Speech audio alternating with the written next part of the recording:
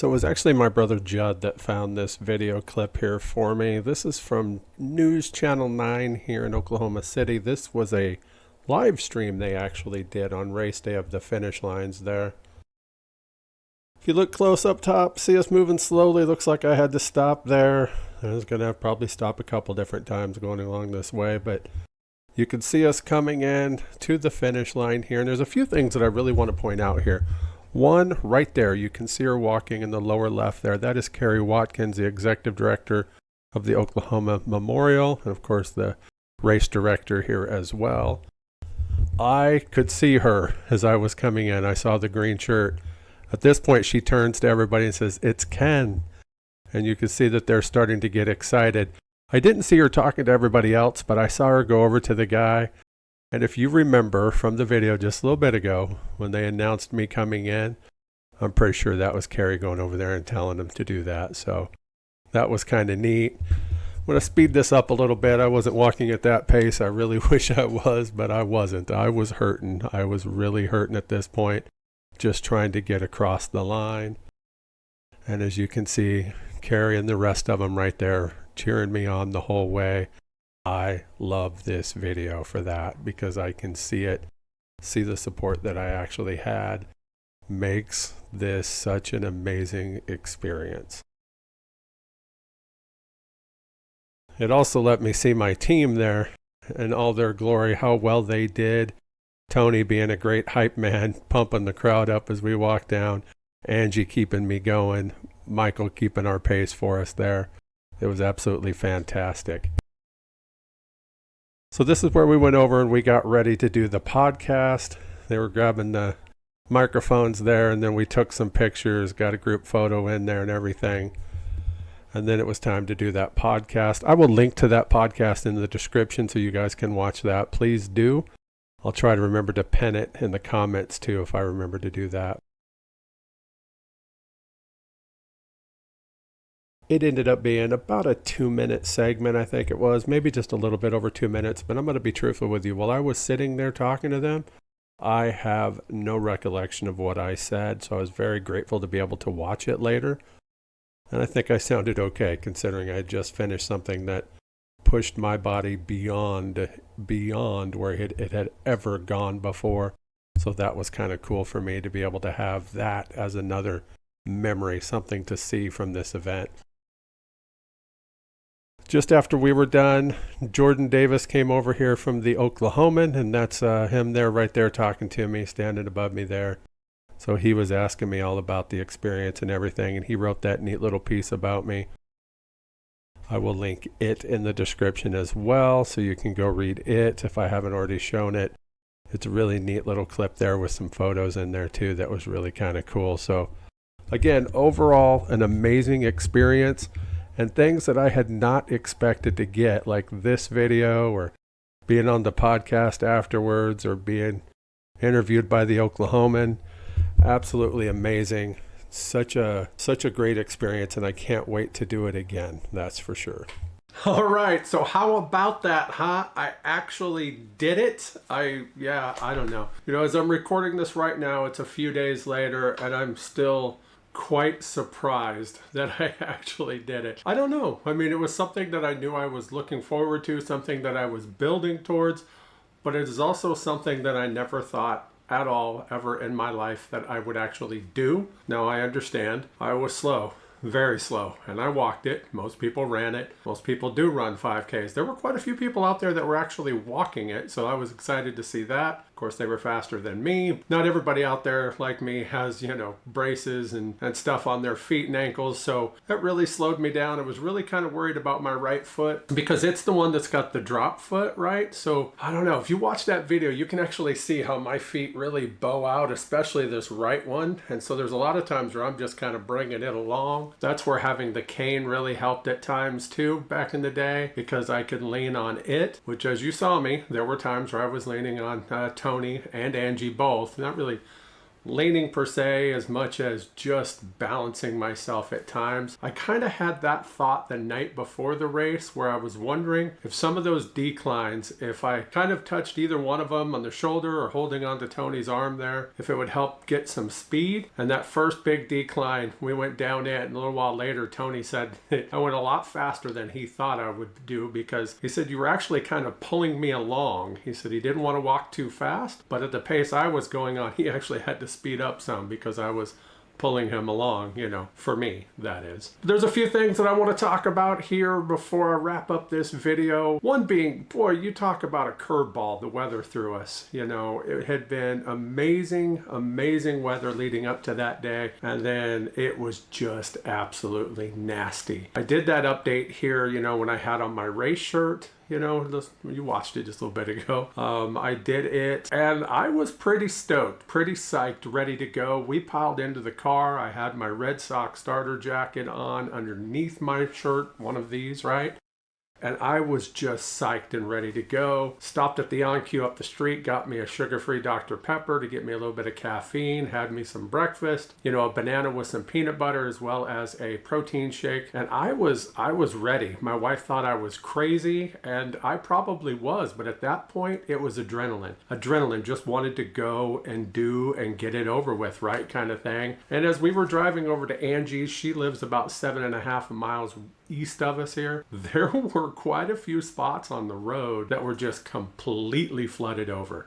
It was pouring down so hard that there were spots where people had to go completely around it. We were down to one lane at times. Can only imagine what it was like in downtown Oklahoma City. And I did end up seeing some photos and video later. And that road right out in front of the convention center there, yeah, it was completely flooded over. They had to close it down. And we were supposed to walk through there. So that was part of the original route. So that's probably partly why they ended up changing the route that next day. It was because of how that flooded like that. But we hadn't heard anything, and I kept telling everybody, I think we'll know by about 11:30, probably 90 minutes prior to the scheduled start time, if they're going to cancel it or not. And we had literally just pulled down Angie's Road when our phones blew up with messages from the Marathon app, and I know several of you guys got it too because you told me that you were logged in and actually got those messages. So that's kind of cool. We were just ready to pick up Angie and her dad when that went off, telling us that it has been canceled. At that point, we didn't know if they were going to redo it or not. And at that point, part of me was just incredibly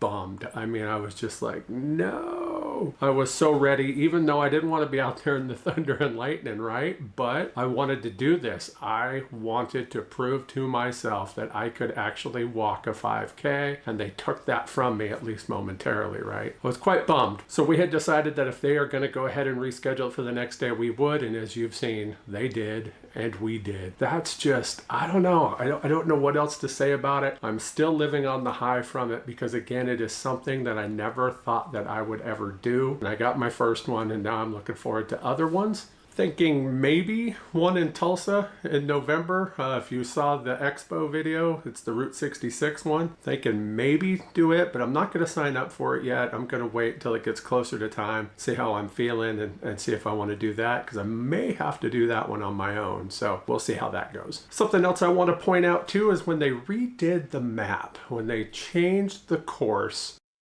I saw immediately that incline we were going to have to go up, and I was kind of worried about it, and I think that we ended up doing really good on that. But one thing caught my attention when we got to the end, and that was that my MapMyWalk app that I had on my iWatch here, my Apple Watch, told me that we had done 3.35 miles. I turned that sucker on just as we crossed the start line, and you could see me in the video. I'm trying to shut it off so it wouldn't go any further distance on there. So it was 3.35. We talked to other people who had it anywhere from 3.4 to 3.6. So 3.35 is right in the middle of it. And so now that got me thinking, if I did 3.35 in an hour and 40 minutes, that's 100 minutes. And I had mentioned before that I had a mark in my head of 96 minutes for a 3.1 5K. They made me go an extra quarter of a mile longer. And again, I really think that has something to do with the way they had to change the route. I don't think there was any way to avoid that, honestly, because just the way you had to go, you couldn't cut any corners short or anything like that to make it 3.1, which is fine, at least for me. But why I want to point that out to you is that if I did 3.35 miles in 100 minutes, if you do the math and break that down to 3.1, so the actual 5K, so that puts me, even with the stopping that I had to do, that last part of it there, that would put me basically at 92.53 minutes for a 5K. And that excites the hell out of me because, well, yes, that's slow. And there were people finishing it in like, what, 17, 18 minutes? 92.5 minutes is faster than what I thought I could do it at. So for me, going forward, the mark that I have to beat, or the mark that I'm going to want to beat each time I do another one, is 92.5 minutes. We'll see what that next one is, and then the next one, so on and so forth. Because again, just to make sure you're following me here, the entire route came in at 3.35. So when you take the time, average it out over that. So 100 minutes over 3.35 miles, and then take that by just 3.1, an actual 5K, that put me at 92.53 minutes. Yeah, that beat the 96, even though I had to stop. Now, I haven't really talked about it. I mean, I've told other people, but I haven't talked about it here on camera. I will admit, that last mile was brutal. And I think there's a few reasons for it.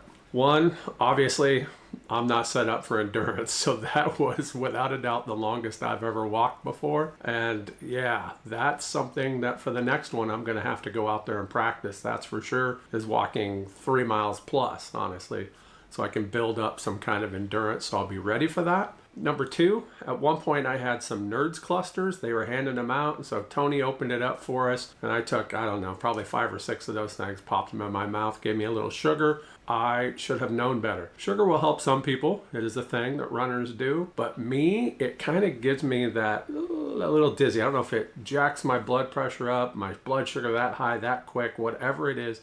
It kind of makes me feel a little woozy to begin with. So I knew better than to try to need to be concentrating on something and doing that. But I did it anyways because I was just in the moment at that point, honestly. So at that point, we had 2 corners left. And so it was actually when we hit where we had 3 corners left is when my brain went into you're almost done mode. So when we come walking up upon where my wife and my friends Robbie and Rublin were there, just at that last corner there, you know, not the last one, but there was 3 corners to go, but where they were, that last spot. I think I even say it on the camera, we've got 3 corners left. And at that point, my brain went into you're almost done mode. And I don't think that was a good thing. Because by the time we got up to that next corner, which actually put us on Lee, I was expecting in my head all along that that's when the adrenaline would really kick in, because I knew 1 corner left onto Oklahoma City Boulevard and I'd be good. Well, about halfway down Lee Street's when I had to make my first stop. And I needed to catch my breath because I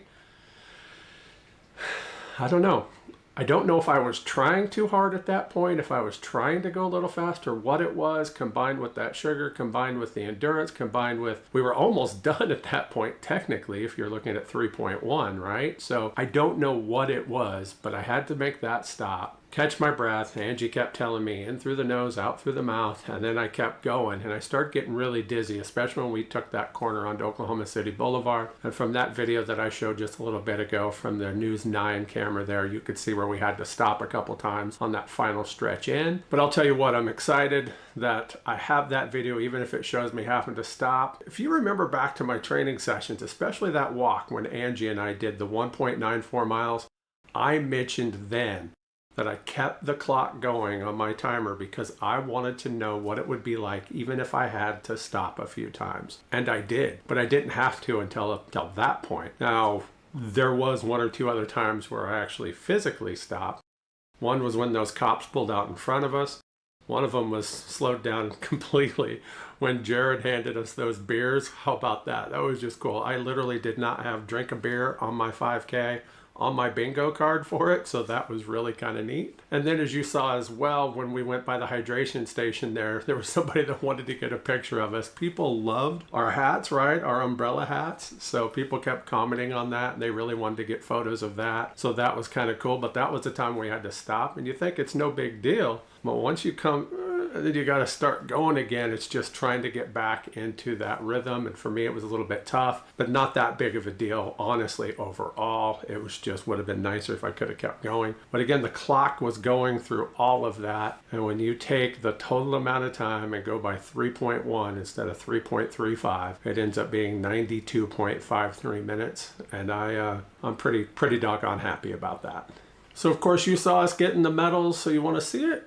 Here it is. This is my medal here. I know it's probably not going to pick up on camera too well there, so I'll set up a couple photos here of it. It's got a really neat thing on both sides, 2025. And then of course the strap here too is really neat. The Keep Running to Remember. It's got the 25th anniversary, 2001 to 2025. On the back side, of course, the date's wrong now, but it does say April 26, 2025, Oklahoma City Memorial Marathon, the 5K. So yeah, that is my first ever, obviously. I will admit that I wore it most of the evening until we had our tacos. Yes, I had tacos and beer that night. I didn't want to get anything on it because obviously I didn't want to make it dirty. I think I'll probably hang it right back here sometime, but right now it's right there. I'm pretty proud of that because, you know, everything that I had to do to get to that point. And so, yeah, there are a few people that I want to say thank you to. First off, the big man up above, thank you, my Lord and Savior Jesus Christ, for every single thing he's done for me. I am eternally grateful, not only for that, but for every single person that he has put into my life that has got me to this point right here. That includes my wife. I thank her for believing in this medication that can help me to lose this weight, to get me to where I can do something like this. Without her believing in that, who knows if I would be here. And that goes to my doctor too. Yvonne was the one that introduced me to the doctor that introduced me to this medication. So I'm very thankful for that. Absolutely. I want to say thank you to my team, Tony and Michael. You guys were absolutely amazing. Tony for being a great hype man, as I saw in that video. I don't remember much of that as we come walking in, but I do want to say thank you for being there. Thank you very much. Michael, for keeping the pace. I know we went way slower than what you're used to walking, so thank you for hanging out with us and keep us going. Absolutely love that. And to Angie, what can I say to Angie? Man, girl, you know how much I love you. You are absolutely the best bestie that a guy can have. You keep me going, keep me moving forward. That's for sure. You kept me breathing when I needed to be. You were just, you're just absolutely fantastic, and I love you so much. Thank you for yet another crazy adventure for the two of us. We've done some pretty wild things since we've been down here, but I think this one tops them all. So thank you for that. And last but not least, before I wrap up this video, I'm sure there's a lot more that I want to talk about that'll probably come to me later, and I'll put them in another video. But I want to say thank you to each and every one of you, to every one of you that come by and watch these videos, that help keep me moving forward, that help keep me motivated, that have been there commenting on stuff, that have been following along with my journey from day one or even more recently. Thank you so much. Thank you to each and every one of you that downloaded the Marathons app and that followed me, that sent me messages, either texting or Facebook or email messages. Every one of you. Yeah, I don't think I'm ever going to be able to say thank you enough to how much I appreciate it. So this right here, this is for all of you. I'm sharing it with you 100%, because if it wasn't for you guys, I wouldn't be here right now having completed my first 5K and looking forward to my next one. So thank you very much. All right, guys, I'm going to get out of here. This has been a very, very long video. I thought about breaking it up into parts. I'm just going to put it all together in one. Hopefully you've watched it all. You could always watch it, either straight through or at different times, whatever it is. But if you're watching this far, please give it a thumbs up, drop me a comment down below, and share this video with somebody that you think might need the motivation to try to do something like this. Because if I can, I know they can, because I never thought that I would be able to even walk a 5K. And well, I did it, and I have the video to prove that I did it, and it's all thanks to every one of you. So thank you so much, and I'll see you in the next one.